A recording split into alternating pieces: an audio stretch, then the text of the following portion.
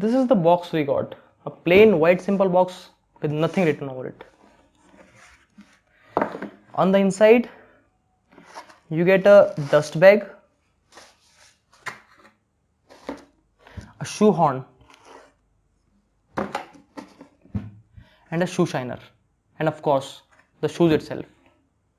Let's open up one of the shoes.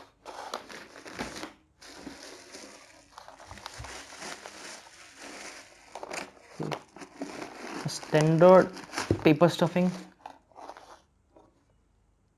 Okay, let me tell you, the shoe looks great and feels premium.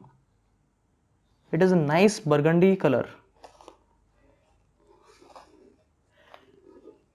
It's got a rubber sole, which is great for comfort as well as for grip. On the inside we get a Giovenco branding and a cushioned footbed. Let's have a closer look. It's versatile, it's stylish, and it's young.